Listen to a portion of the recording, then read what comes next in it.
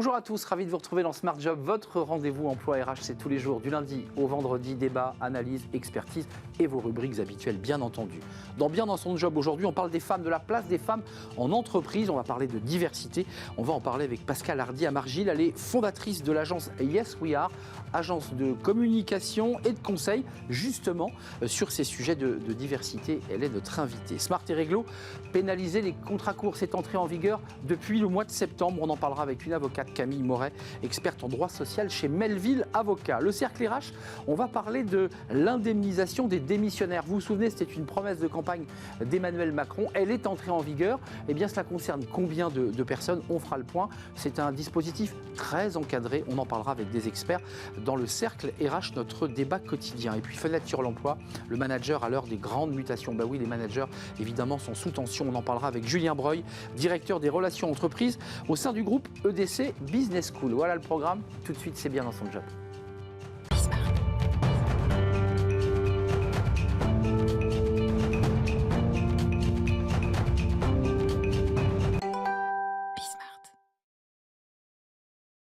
Faire de la place aux femmes dans les entreprises. C'est un sujet qui est au cœur de l'actualité. Vous l'aurez compris, on va parler aujourd'hui de diversité parce que les femmes, c'est un sujet de diversité. On en parle avec Pascale Hardy à Margil. Bonjour Pascale. Bonjour. Comment allez-vous? Très bien, merci. Fondatrice de l'agence Yes We Are. Vous vous définissez comme une agence de conseil et de communication sur ces sujets de diversité. On n'arrive pas par hasard à créer son entreprise parce que vous êtes une entrepreneuse. Vous avez eu un parcours entrepreneurial. Vous êtes passé par des grandes entreprises. Qu'est-ce qui fait qu'on renverse la table et qu'on crée son entreprise sur ces sujets? Qu'est-ce qui s'est passé? Alors en fait au départ, moi depuis toujours j'ai rêvé de monter ma structure, ça fait très très longtemps et j'ai d'ailleurs toujours choisi dans les grandes entreprises dans lesquelles j'ai travaillé des postes plutôt intrapreneuriaux, ce qui explique qu'aujourd'hui... Vous développiez à l'intérieur? Absolument, alors c'était soit par des lancements d'entreprises, soit des lancements de produits, soit des restructurations, voilà. Et donc... J'ai toujours rêvé de faire ça pendant ces 17 ans de salariat. Et il y a 3 ans, je me suis lancée. J'ai monté ma structure. Effectivement, au départ, plutôt sur des sujets autour des femmes, parce que moi-même, j'étais une femme de 40 ans concernée par ces sujets de leadership. Et puis finalement, le sujet, à travers les pivots de l'entreprise et les années passant, c'est de développer plus largement la diversité, puisque finalement, il y a des problématiques communes entre le sujet des femmes et le sujet des minorités au sens large. D'où l'intérêt de travailler plutôt sur des sujets d'inclusion au sens large. Il y a quand même 2 choses qui se rencontrent. Il y a Yes We Are qui accompagne des entreprises, et puis il y a le législateur, il y a la loi qui, depuis la Copé-Zimmermann, cette loi importante de 2000 ans, jusqu'à Rixin qui était venu sur notre plateau, on voit que ça bouge. J'allais dire, sur le plan du business, les entreprises sont obligées de se mobiliser et sont obligées d'appeler Yes We Are. Alors, d'appeler Yes We Are, j'espère bien. Vous l'espérez? Elles sont obligées de se mobiliser. Alors, pour les plus grosses, parce que la loi Rixin n'est pas sur toutes les entreprises. Plus de 1000 salariés. Absolument. Donc, ça, c'est une chose qui est importante. C'est effectivement sur les plus grosses entreprises. Donc, il y a des lois qui passent. Vous le disiez, Index Pénico il y a quelques années, loi Copé-Zimmermann, la loi Rixin ensuite, qui sont obligées de se mobiliser. Mais il y a un autre sujet qui émerge, c'est un sujet sociétal. En fait, aujourd'hui, les jeunes, générations notamment, c'est un sujet important pour elles. Un des choix massifs dans la recherche d'emploi, un des choix massifs d'une entreprise versus une autre, c'est une entreprise inclusive ou en tout cas une entreprise engagée. Il y a des sondages qui sont sortis, 3/4 des jeunes en recherche d'emploi vont plutôt aller vers des entreprises qui s'engagent notamment sur les sujets de diversité versus d'autres. Donc c'est intéressant de voir qu'au-delà des lois, c'est un sujet émergent, sociétal, qui est poussé par les individus. C'est ce que vous disent vos clients. Ils vous disent, moi, je suis challengé par la génération jeune et d'autres, il faut que je bouge. En fait, c'est exactement ça. C'est particulièrement vrai en ce moment où il y a, comme vous le savez, un gros sujet de pénurie des talents. Ça, c'est le sujet que tous les DRH adressent en ce moment. C'est comment on va chercher plus de gens, comment on va motiver les fameux talents. Et donc, c'est particulièrement vrai aujourd'hui où il faut aller motiver, donner envie de venir et recruter plus. Et puis, je dirais qu'il y a un sujet qui vous porte aussi à travers votre activité autour de la diversité et des femmes. C'est des sondages, des études qui montrent que le sentiment d'appartenance est plus fort quand on est dans une entreprise qui pratique cette diversité. Puis, il y a aussi l'idée de la productivité, de l'amélioration de la productivité. Parce que qu'est-ce que ça produit finalement? En fait, c'est... pareil, depuis 10 ans, il y a plein d'études qui sortent sur le sujet. Aujourd'hui, la diversité, c'est un levier de performance, clairement. C'est un levier d'attractivité, mais c'est aussi un levier de performance. Il y a une étude très intéressante de Deloitte qui est sortie il y a 1 an et demi qui dit qu'une entreprise inclusive, c'est 30% de chiffre d'affaires de plus qu'une entreprise qui ne travaille pas ces sujets de diversité. Donc, c'est un fait, c'est une réalité. Et pourquoi ? Tout simplement pour une raison simple. C'est d'abord avoir des talents en interne qui sont issus de diversité, qui confrontent leurs points de vue, qui ont des visions différentes. C'est riche, c'est créateur de productivité et de créativité. C'est la diversité qui est forte, en fait. C'est exactement ça. Voilà. Et puis, il y a une autre chose, c'est que moi, je crois beaucoup, alors je parle souvent de ce sujet-là, mais je crois beaucoup à la symétrie des attentions. C'est-à-dire qu'une entreprise qui sait être représentative de la société au sens large, c'est une entreprise qui soigne ses collaborateurs, qui saura soigner ses clients et qui donc développera les produits les plus adaptés à la société. Donc je crois à tous ces sujets-là, et c'est vrai qu'on sent bien que ce sujet de la diversité au sens large, il est vraiment générateur de performance. On est sur une vision très philosophique sur cette question de la diversité, mais vous, dans votre concret de chef d'entreprise, ça fonctionne comment en quelques minutes? Comment on organise un processus d'accompagnement? D'abord, j'imagine, vous faites un diagnostic très approfondi. Exactement. Alors effectivement, nous, chez Yes We Are, donc on est une agence de conseil et de communication sur tous les sujets liés à la diversité et aux femmes. Et on a 3 piliers d'activité. Le premier, c'est le conseil. C'est ce qu'on appelle Imagine chez nous. C'est vraiment le fait d'accompagner les clients vers une stratégie autour de la diversité qui passe par du diagnostic, de l'audit, des entretiens internes, du benchmark, du décryptage de tendances, tous ces sujets-là. Ça, c'est le premier pilier. Ensuite, le deuxième pilier, c'est ce qu'on appelle chez nous Create. C'est la communication. C'est comment on traduit créativement et en com toute cette stratégie. Et puis le dernier pilier qui me tient très à cœur, c'est ce qu'on appelle ACT. C'est l'idée de dire, une fois qu'on a la stratégie et la com, qu'est-ce qu'on fait concrètement en interne ? Parce que effectivement, sinon, c'est du femme washing ou du diversity washing. Et donc là, on accompagne sur beaucoup de sujets d'acculturation. Et puis il y a aussi tout le sujet de donner les clés en interne d'empowerment à toutes ces personnes qui sont recrutées pour assumer leur singularité, leur individualité. Qu'elles existent réellement. Exactement. Qu'elles ne se sentent pas mises sur le côté, bien au contraire. Avant de nous quitter, vous, en tant qu'ancienne manageuse de grandes entreprises, je ne les ai pas citées, mais c'est des très très grosses boîtes. Vous l'avez vécu dans votre chair, cette espèce d'idée qu'à un moment donné, il y a le plafond de verre, que vous n'allez pas pouvoir monter plus haut, que vous trouviez difficilement votre place parfois? Alors, je ne l'ai pas vécu personnellement. En revanche, j'ai senti des changements à partir du moment. J'ai senti des changements à partir du moment où moi-même je suis rentrée avec des enfants. Donc le congé maternité a été quand même un vrai game changer. Ça, c'est vrai. Et puis je l'ai constaté autour de moi. Il suffit de regarder les COMEX aujourd'hui, le pourcentage de femmes. Ça s'améliorera avec la loi Rixin. Ça s'améliorera, mais ça prendra du temps. C'est ce que je dis toujours à nos clients. C'est de la transformation. C'est important de l'avoir en tête. C'est de la transformation. Donc c'est du temps, c'est des ressources humaines, c'est des ressources en temps et en financier. Donc c'est important d'avoir une stratégie long terme. Merci Pascale Hardy-Amargil, entrepreneuse audacieuse, puisque vous savez que c'est le punchline de Bismart, fondatrice de l'agence Yes We Are. Si vous voulez travailler, avancer sur ces questions de diversité, c'est vers Yes We Are qu'il faut se tourner. Merci d'être venu sur de m'avoir reçu. Notre plateau. On se tourne vers le droit. Le droit, c'est important puisqu'on parlait du législateur. C'est notre rubrique Smart et Réglo. Et là, on parle d'un sujet qui est souvent très épineux, les fameux contrats courts. Ils coûtent plus cher. On va en parler tout de suite avec une avocate dans notre rubrique.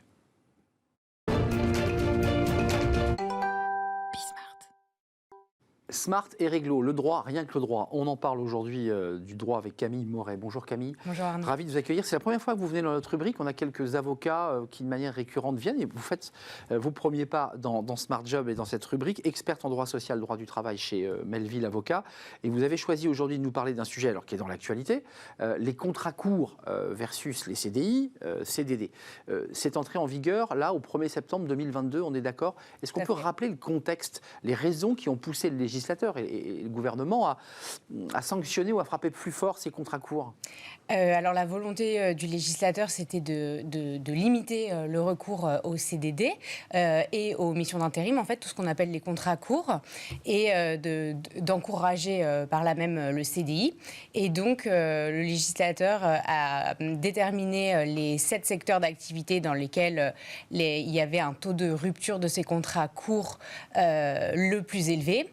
Et donc, dans les entreprises d'au moins 11 salariés concernées dans les 11 secteurs, il va y avoir un taux de cotisation d'assurance chômage, un taux de cotisation patronale qui va varier en fonction en fait du nombre de ruptures de ces contrats courts. On a une échelle, c'est quoi? Il y a un volume, c'est vraiment beaucoup plus financièrement pour une entreprise quand elle se lance dans du contrat court, dans les fameux 7 secteurs dont on parle hein.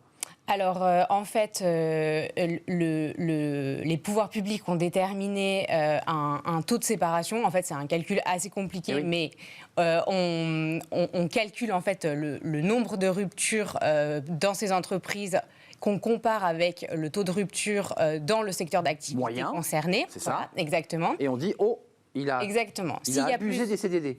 Exactement. S'il y a plus de ruptures de CDD, de missions d'intérim, etc., qui donnent lieu ensuite à une inscription au Pôle emploi des salariés concernés, le taux augmente et en fait, c'est un taux qui peut augmenter de 1 point puisque le taux neutre, c'est 4,05% et on peut aller jusqu'à 5,05%. C'est intéressant parce que dans un des débats, on avait travaillé sur le bonus-malus, sur l'assurance chômage qui ressemble un peu à ça, c'est-à-dire qu'on encourage le chef d'entreprise dans les secteurs concernés à jouer le CDI. Mais objectivement, et là je parle à l'avocate qui défendait des clients qui réfléchissaient à cette question sur le droit, l'hôtellerie-restauration, franchement, il y a des aléas d'activité, les traiteurs. Comment on fait? Comment ils font là concrètement? Ça pose un problème quand même. Alors c'est la critique principale qu'on peut faire à ce dispositif en fait. C'est que l'analyse qui a été menée ne prend pas en considération le fait de savoir si le recours à ces contrats courts est volontaire ou si elle est imposée du fait de la conjoncture économique en fait. Et on sait, notamment dans l'hôtellerie-restauration, qu'il y a une pénurie de main-d'œuvre en ce moment et que finalement, le recours au CDD ou au contrat d'intérim, aux missions d'intérim, n'est pas forcément volontaire. Et donc, l'employeur va se voir imposer la double sanction. D'abord, d'avoir des contrats qu'il n'a pas choisis et ensuite, un taux de cotisation supérieur. Concrètement, l'hôtellerie-restauration ne va pas arrêter du jour au lendemain les CDD, enfin, objectivement. Alors, il y a d'autres secteurs, il y a le cinéma, et on va en parler, le cinéma, l'audiovisuel, puisque c'est un sujet qui nous concerne. Oui. Là aussi, contrat de grille, CDD par rapport à des missions de télé. Là aussi, l'employeur n'a pas intérêt à ouvrir un CDI. Tout à fait. Alors, pour ce qui est cinéma, télé, tout ça, ça n'est pas dans les 7 secteurs d'activité. Mais effectivement, pour l'hôtellerie-restauration, de toute façon, l'employeur n'a pas d'autre choix parce que quand il y a une pénurie de main-d'œuvre, on prend finalement, on conclut les contrats que l'on peut conclure. Bah oui. Donc, effectivement, ils ne vont pas arrêter du jour au lendemain de conclure ce genre de contrat parce que sinon, ils ne pourront tout bonnement pas travailler. Mais Camille, une question un peu technique mais fondamentale. Souvent, et on a eu des invités sur ce plateau qui d'ailleurs avaient ce business, qui était de l'intérim hôtellerie-restauration. C'est-à-dire que l'hôtellerie-restauration appelait cette agence d'intérim spécialisée et prenait, comme vous le dites, celui qui venait. Mais là, de fait, quand il passe en intérim, il est en CDD. Alors, quand il est en intérim, il est en intérim. C'est un autre contrat court. Donc, il est distingué du CDD classique. Oui, mais par contre, il rentre dans le dispositif. Le dispositif vise tous les contrats courts. Donc, c'est les CDD, les missions d'intérim, tous les contrats qui ne sont pas finalement un CDI. Avant de nous quitter, parce qu'il y a tout le débat de la jurisprudence, le droit du travail est aussi constitué de jurisprudence. Est-ce qu'il y a des recours? Parce que c'est trop tôt pour le savoir. On est au mois de septembre, ça a démarré il y a une quinzaine de jours. Il y aura des recours, il y a des clients qui vous disent « Moi, c'est pas possible, je vais faire un recours ». Comment ça peut se passer, la jurisprudence, sur ces obligations de CDI? Alors, je ne sais pas s'il y aura de la jurisprudence, parce qu'en fait, là, il y a un taux à appliquer et à payer. Et à payer, exactement. Par contre, il y a, là, les 7 secteurs qui ont été définis l'ont été pour une période de 3 ans. Et à la fin de cette période de 3 ans, on voit. Ce n'est pas un dispositif qui est temporaire, dans le sens où, au bout de 3 ans, normalement, les pouvoirs publics n'ont pas prévu d'arrêter ce dispositif. Ouais, bien sûr. Par contre, on peut l'étendre ou sortir certains secteurs. Et il y a quand même une précision importante qu'il faut faire, c'est que pour l'instant, les secteurs qui sont, les entreprises qui ont été les plus touchées par la crise de Covid-19 sont exemptées de ce dispositif. Et donc on revient à un débat de l'hôtellerie-restauration, c'est-à-dire ce qu'elles auraient dû payer par des CDD, elles ont été exonérées par la crise Covid, on est d'accord? Oui. Pour l'instant, elles ne sont pas concernées. Alors, en fait, l'analyse est trop fine. Certaines sont quand même concernées, d'autres non. Mais certaines sont quand même concernées par ce problème. Il nous reste 10 secondes. Est-ce que vous avez le sentiment, vous, l'avocate, la spécialiste, qu'on va vraiment créer des CDI avec cette loi de bonus-malus ou de taxation par cotisation? Alors moi, je pense que c'est la critique qu'on peut faire à ce dispositif, c'est qu'en fait, le législateur, bien que je ne sois pas législateur, donc je ne peux pas parler à sa place, mais On peut se dire que la volonté du législateur, c'était finalement plutôt d'encourager la conclusion de CDI plutôt que de limiter le recours au contrat court, au CDD. Et donc, on aurait pu imaginer d'autres dispositifs, comme par exemple une modulation à la baisse du taux de cotisation en fonction du nombre de salariés. Plus l'employeur a un nombre de salariés important, plus le taux de cotisation baisse. Et on voit bien que pour l'État, ce serait plus rentable d'avoir une entreprise où, quand on a 100 salariés, on paye un taux de 35%, en comparaison avec une entreprise de 20 salariés où on paye un taux de cotisation de 45%. C'est une idée intéressante, en effet. Mais vous n'êtes pas législatrice, évidemment. Et malheureusement. Non, vous êtes avocate. Je suis avocat. Merci Camille Moret, experte en droit social, Melville, avocat. Vous revenez quand vous le souhaitez nous éclairer, parce que c'est un sujet évidemment important qui impacte un certain nombre de secteurs d'activité en pénurie d'emploi. Merci de nous avoir rendu visite. On fait une courte pause. On va se tourner vers un autre sujet, d'ailleurs, qui est assez lié au débat qu'on vient d'avoir sur l'indemnisation des démissionnaires. Ça avait été une annonce de campagne d'Emmanuel Macron. Alors, qu'en est-il exactement? Quel est le chiffre exact de ceux qui ont franchi le pas et qui ont bénéficié de cette indemnisation? Vous allez le voir, c'est très encadré, un peu complexe aussi. On fait le point avec des experts juste après la pause.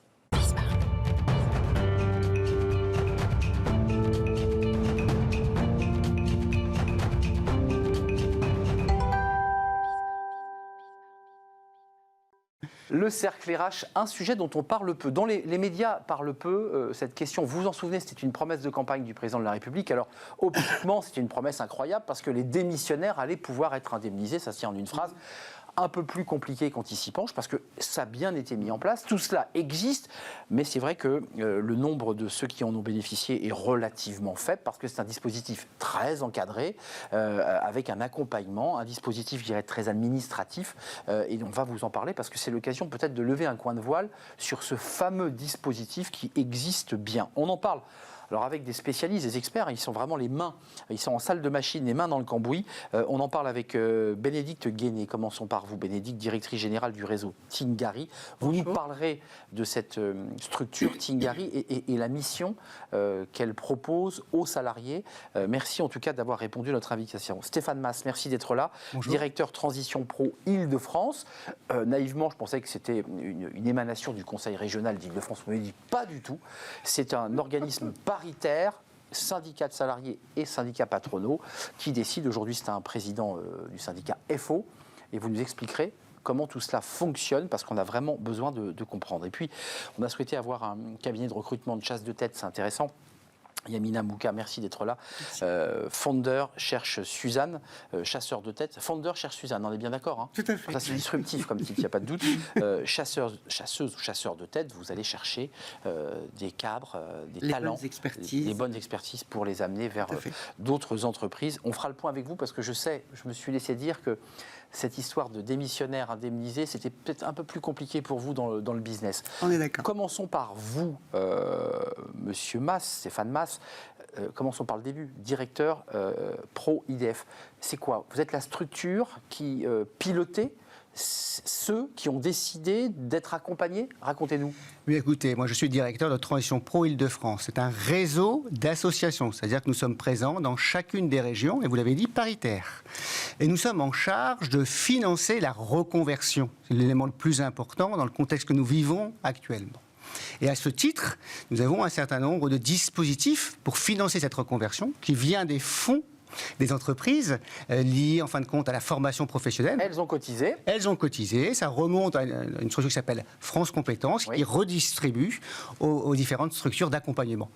D'où la nôtre, qui est en première ligne sur le plan de la reconversion, puisque nous sommes un acteur majeur de la reconversion. 500 millions, et nous accompagnons plus de 20 000 salariés avec un dispositif qui s'appelle le projet de transition professionnelle. Et notre rôle sur les démissionnaires, c'est de valider le caractère réel et sérieux de leur projet de démission, parce que vous avez dit, il y a des conditions. On va y venir.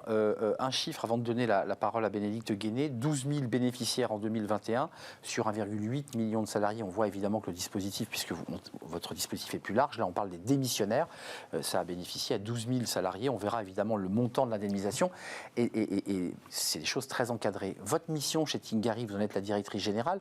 Vous, on vous mandate Pourquoi faire exactement ? Alors, nous, au sein d'un groupement qui s'appelle le groupement Évolution, nous sommes opérateur régional du Conseil en évolution professionnelle. Donc, effectivement... Vous n'êtes pas concurrent ?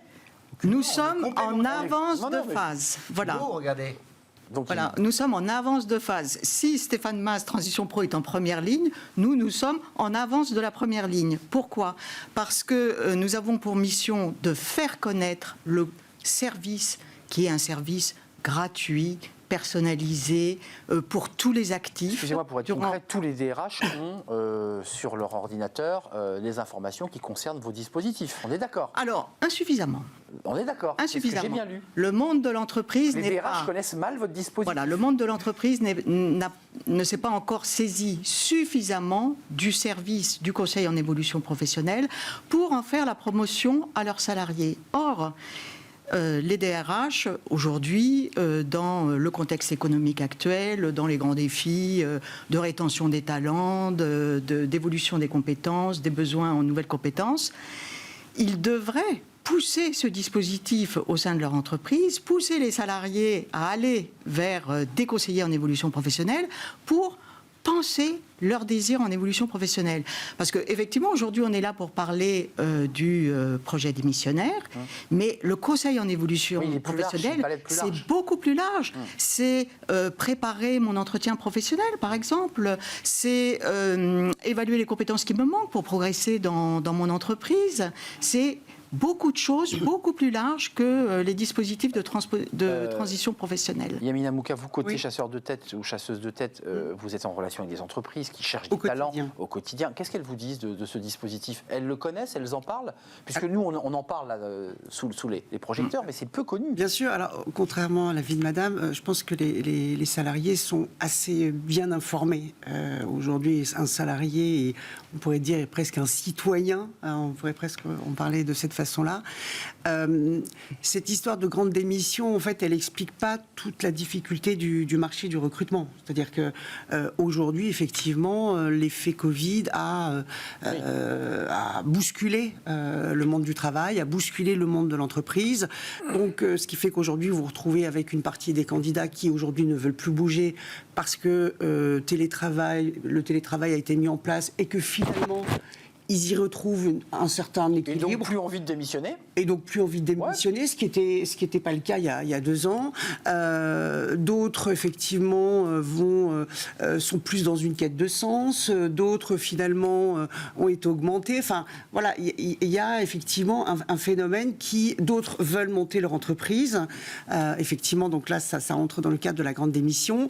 Et on se retrouve, effectivement, avec une vraie problématique sur le marché, c'est qu'il n'y a pas assez de salariés. Bah non, parce que globalement, vous galérez, parce que la personne dit, moi, je développe mon business. C'est très et je ne repars pas chez Stéphane Mas.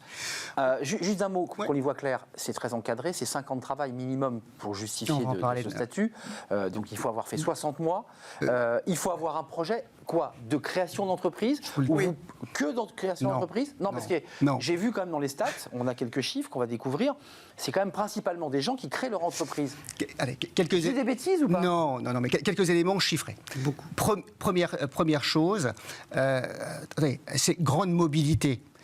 Et non pas, les personnes ne partent pas et s'arrêtent de travailler. Première chose, je vous donne un élément. 2,7% des actifs ont démissionné au premier trimestre. Avant la crise de 2008, 2,9%. Donc déjà, il va falloir un tout petit peu remettre les choses en perspective. Deuxième point, 80% des actifs en CDI qui ont démissionné ont trouvé un job ou une activité à l'issue. Donc on va aussi un peu se calmer sur le sujet. Une activité salariée. D'accord. Alors après, donc ça matine un peu ce que je disais. Maintenant, on va revenir sur le projet, en effet, démissionnaire. Première chose, vous avez 2 conditions pour prendre ce véhicule, si vous me permettez l'expression. C'est ça. La création d'entreprise ou la reconversion pour changer de métier. Donc une formation. On est d'accord. 70% aujourd'hui choisissent la création d'entreprise. 30% la formation. Et quand on regarde quel segment prioritaire prend ce dispositif, ce sont les cadres. À 63%, c'est eux qui vont choisir ce dispositif-là. Pourquoi ? J'en terminerai là.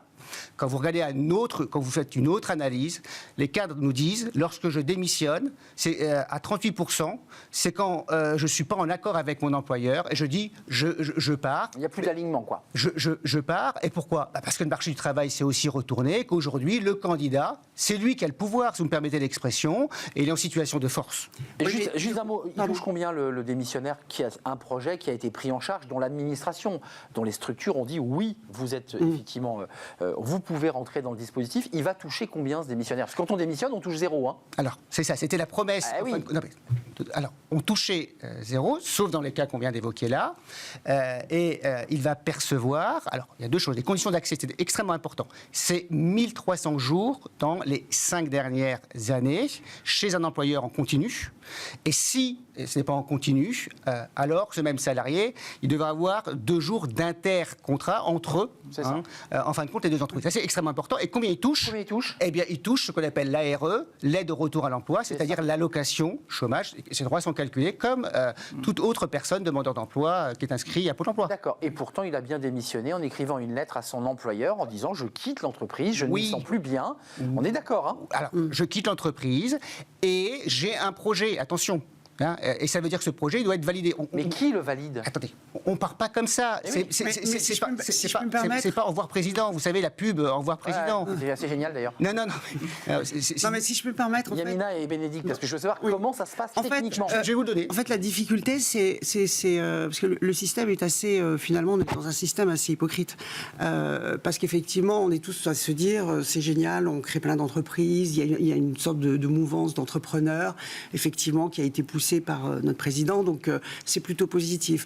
Moi, sur le terrain, ce que je constate, c'est que monter une entreprise parce que vous n'êtes plus heureux dans la vôtre, monter une entreprise parce que vous êtes en dépression, monter une entreprise parce que ça ne correspond, enfin, votre entreprise ne vous correspond pas, je ne suis pas certaine que ce soit les bons choix. Bénédicte, excusez-moi Yamina, Bénédicte, concrètement, là, il y a effectivement l'idée que quand on part créer son entreprise, peut-être un peu pour oublier ses souffrances, mais on règle rien, c'est ce que dit Yamina. Bien sûr. Et il y a un risque, mais sur le plan technique, le salarié a poussé la porte de son DRH ou de son manager. Il a déposé sa lettre.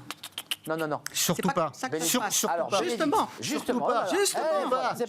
Surtout pas. La première Je étape. croyais que ça marchait comme ça. Non, la première étape, et parce que c'est une obligation dans le cadre de ce dispositif en particulier, c'est justement de s'adresser à un conseiller en évolution professionnelle. Avant même d'avoir déposé la lettre. Oui, bien sûr. D'accord. Parce que justement, pour éviter, pour ça que c'est pas clair. Pour éviter le fait d'avoir des mauvais motifs qui vous poussent à une démission, à quitter votre entreprise, ou des mauvais motifs qui vous poussent à choisir l'entrepreneuriat, alors que vous n'êtes pas fait pour ça. Justement, le conseil en évolution professionnelle est fait pour ça. Vous avez affaire à des conseillers qui sont des experts de l'accompagnement, des dispositifs, des territoires. Pour y voir bien clair, je suis dans mon entreprise, je suis salarié en CDI, je me sens mal. J'évoque dans ma tête ou avec mes proches l'idée de démissionner. On me dit attention, ne donne pas ta lettre tout de suite, passe d'abord par l'organisme, par la structure dont vous me parlez. On est d'accord. Exactement. Personne ne le sait. Hein. Infocep.fr, très simple. D'accord. Infocep.fr. Je prends rendez-vous avec un conseiller en évolution professionnelle, soit au plus près de mon domicile, soit au plus près de là où je travaille. On offre un maillage territorial extrêmement dense. Pour exemple, on a plus de 50 lieux d'accueil en Île-de-France. Voilà. Donc on écoute, on fait un diagnostic. Et ensuite, vous avez affaire à quelqu'un qui vous coach littéralement, qui vous pousse dans vos questionnements, qui interroge le projet, qui vous aide à valider... Ne démissionnez pas, c'est une bêtise ? Ah mais bien sûr. D'accord. Bien sûr. Mais attention, c'est un conseiller. On ne fait pas la place, on écoute. On crée une alliance de travail, on guide, on conseille, on donne accès à beaucoup de ressources documentaires.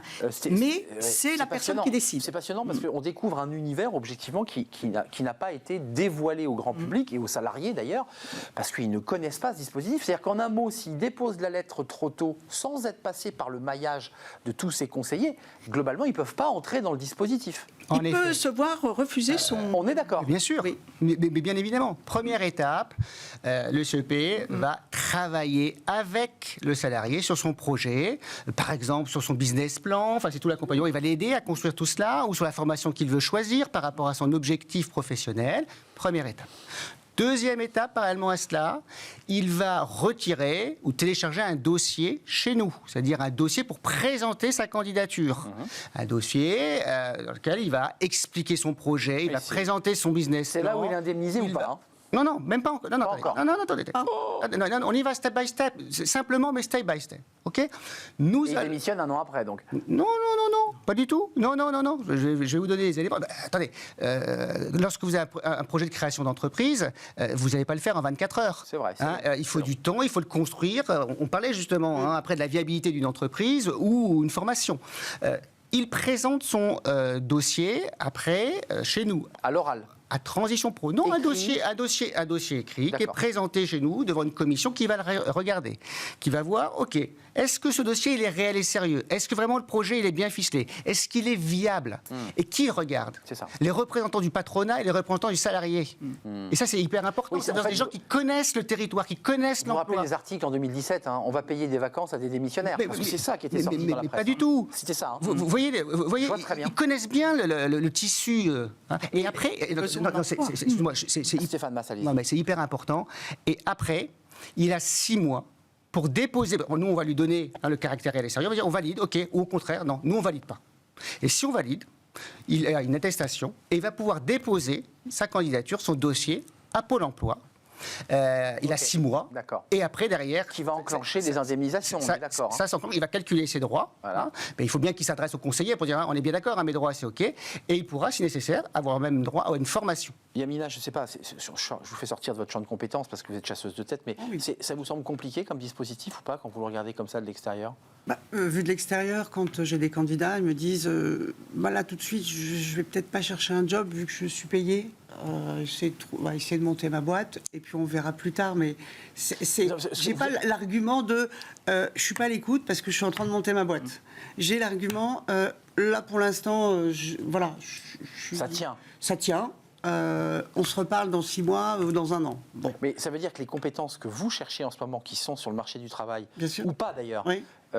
elles sont un peu aussi aspirées par ces Bien dispositifs. sûr, mais elles sont aujourd'hui, on est dans un contexte de pénurie totale. Enfin, je veux dire, à l'époque, quand vous lanciez une chasse, vous approchiez 40 candidats. Aujourd'hui, il faut approcher 150 candidats. Ouais, et pour Pour avoir. en dégager une shortlist, etc. Donc, vous voyez, parce que tout entre en jeu. Et puis, c'est surtout que le CDI, c'est plus le Graal. Enfin, je veux dire. On est d'accord. Juste avant de nous quitter, on va déborder un tout petit peu parce que ce débat est passionnant. Bénédicte Guéné et Stéphane Masse, le profil de ceux qui ont réussi à passer cette première étape, donc le dossier a été validé, ils ont créé un projet d'entreprise.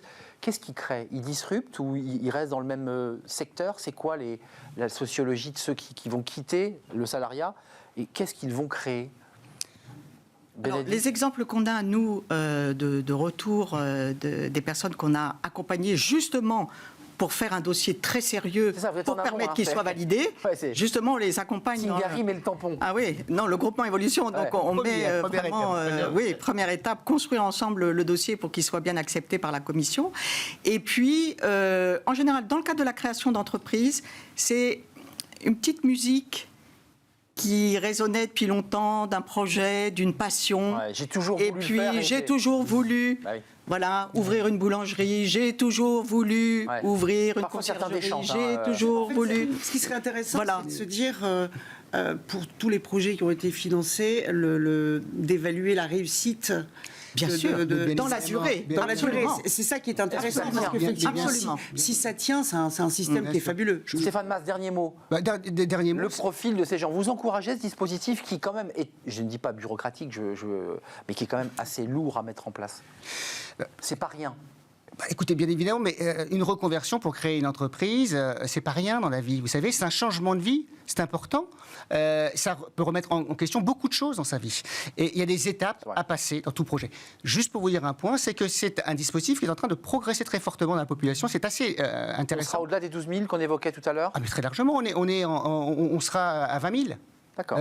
Alors, 35% cette année, plus de 60% l'année dernière. Mais il y a un retour vers le salariat. Il y a un dispositif qui est en train de décoller. Alors Toujours en versus création d'entreprise, on est d'accord. Alors, Moins en formation, ça s'équilibre. c'est toujours 70-30. Hein. Ça n'a pas bougé, ça. Voilà, D'accord. tout à fait. Merci à vous. Voilà. Non, c'est un débat passionnant. J'aimerais bien qu'on le suive parce que pour le coup, on dévoile dans cette émission des sujets, franchement, qu'on ne traite pas, qui sont un peu complexe. Merci à Yamina Mouka d'être venue un peu aiguillonnée, parce qu'après tout, vous étiez là pour aiguillonner ces acteurs de ces dispositifs qui sont très intéressants. Founder cherche Suzanne. J'adore le titre, le nom de votre entreprise, Chasseuse de tête. On l'aura compris. Merci Yamina Mouka. Merci à Bénédicte Guéné. Merci à vous. Tingari, dans un réseau plus large, vous les avez cités, Au sein plusieurs du groupement évolutions. Évolution. Merci, directrice générale du réseau Tingari. Puis merci à Stéphane Masse, organisme paritaire Transition Pro Île-de-France, les syndicats patronaux et salariaux, qui sont le fruit des cotisations finalement que l'on retire. Un dernier mot. Nous ouvrons les semaines de l'évolution professionnelle sur les 15 premiers jours d'octobre, sans webinaire gratuit pour tout savoir sur l'évolution professionnelle, conseil en évolution. Mais si vous veniez nous en reparler sur le plateau, absolument. Peut-être pour teaser cet Rendez-vous événement. est pris. Ça vous dirait? Avec plaisir. Eh bien écoutez. Journée porte ouverte le 1er octobre pour tous les salariés qui veulent se reconvertir. Donc on y est. Grande journée porte ouverte. Le CEP d'ailleurs sera présent et on présentera et on répondra à toutes les questions sur la reconversion. Merci en tout cas. Eh ben vous reviendrez, j'en suis sûr. Merci à Yamina Mouka. Vous n'avez rien à proposer, mais on a plus le temps. Tout de suite, ces fenêtres sur l'emploi. On est un peu en retard, mais les 2 minutes perdues méritaient d'être un peu approfondies. Tout de suite, fenêtre sur l'emploi. On parle des managers. Tout de suite.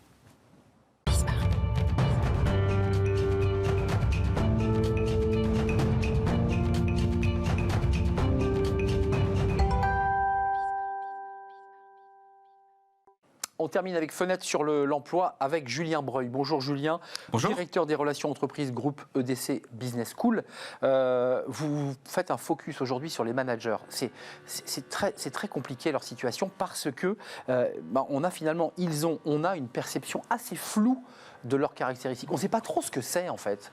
Exactement. On sait que le manager est au cœur de toutes les transformations, mais on a un peu de mal à le définir. Et c'est vrai que moi-même, en tant que directeur des relations entreprises de l'EDC Business School, je vois bien parfois auprès des étudiants qu'il y a une incompréhension. Est-ce qu'un cadre, c'est un manager? Est-ce qu'un manager, c'est un cadre? La réponse est non. Il n'y a que 54% des cadres qui sont des managers. Est-ce que c'est inné? Est-ce que c'est acquis?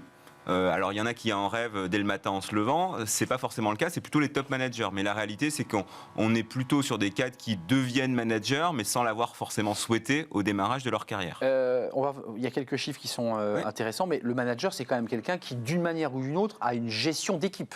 Oui, le manager gère une équipe, voilà. Ça c'est certain. Alors, on le voit, ce sont souvent du management de proximité, puisque 43% des managers managent des équipes de moins de 5 personnes.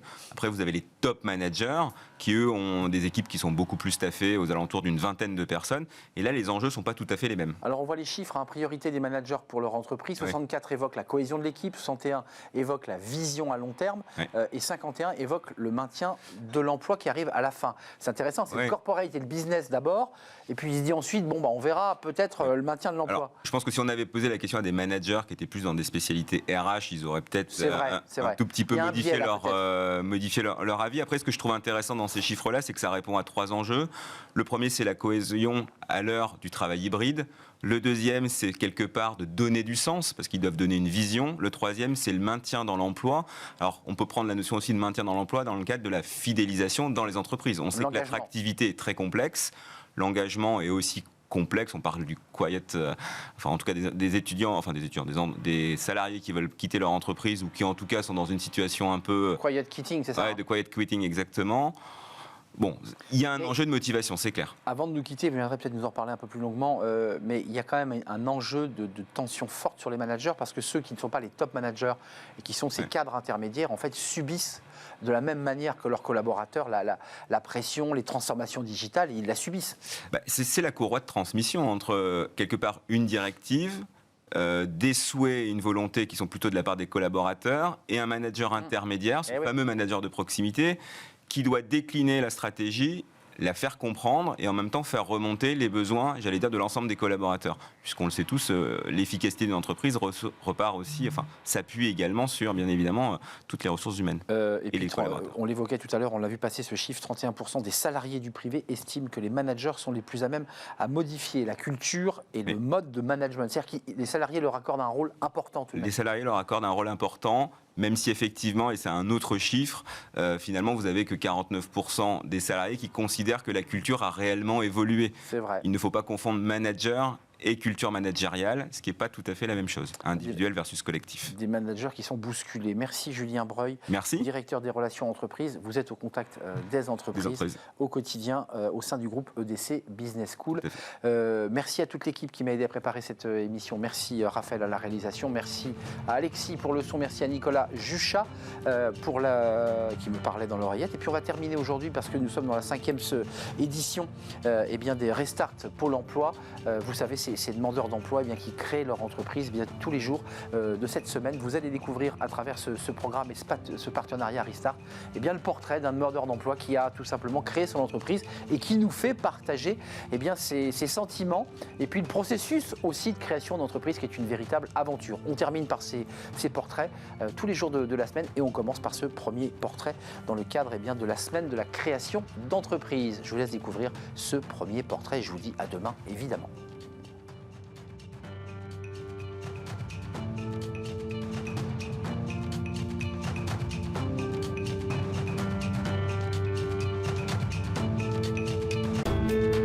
Cette séquence vous est présentée par Pôle emploi.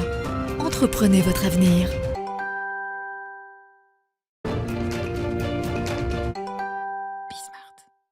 Bonjour à toutes et à tous, bienvenue sur Bismart pour cette semaine spéciale Restart où nous donnons la parole à des demandeurs d'emploi qui ont fait le choix de l'entrepreneuriat. On va se rendre dans le 11e arrondissement de Paris à la rencontre de Milena Nittel. Bonjour Milena. Bonjour.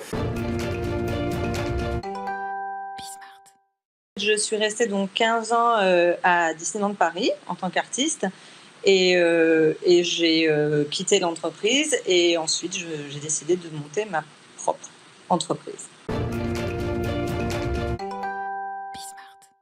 J'ai créé avec mon associé une épicerie vrac, donc une épicerie et une droguerie. Donc on a un commerce dans le 11e arrondissement de Paris et où on vend tout ce qui va être alimentaire en vrac, sans emballage, et la même chose pour tout ce qui est pour la maison et les soins du corps. On a aussi tout ce qui est fruits et légumes, fromage, laiterie, etc. Ça marche bien. Après, ça reste un petit commerce de proximité. On a ouvert pendant le Covid, donc voilà, on a subi le Covid, maintenant l'inflation. Mais bon, on avance et on sent quand même qu'il y a une vraie demande et un vrai besoin de la part des gens. De se dire que chaque matin, on se lève pour créer quelque chose, pour apporter quelque chose, et c'est nous qui sommes aux manettes de tout ça, en fait. Donc quand c'est une réussite, on se félicite, et puis quand c'est plus compliqué, on essaie de rebondir parce qu'on sait qu'on a les armes pour pouvoir rebondir, et c'est nous qui sommes décisionnaires. Dès que je me suis retrouvée au chômage, j'ai été à Pôle emploi, mon premier rendez-vous, et j'ai tout de suite dit que j'étais dans le souhait de créer une entreprise. À l'époque, je ne savais pas exactement ce que je voulais faire. J'avais une petite idée, mais ce n'était pas encore très précis. Donc eux, ils m'ont tout de suite dirigée vers une première formation. J'ai eu cette première formation assez généraliste qui m'a vraiment confortée sur le fait de vouloir entreprendre.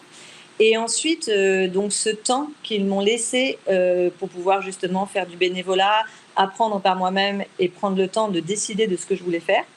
Et ensuite, grâce à cette première formation, en fait, je suis allée voir les mêmes formateurs pour aller plus loin et vraiment travailler avec eux sur un business plan et tout ça. J'étais vraiment très, très, très bien accompagnée et je ne m'y attendais pas. Financièrement, vous avez été également soutenue ? J'ai gardé mon chômage jusqu'à la création de l'entreprise et un petit peu après. Donc sans ça, sincèrement, c'est pas possible. Merci Mélanie Nittel. Suite de la semaine Restart demain sur Bismart.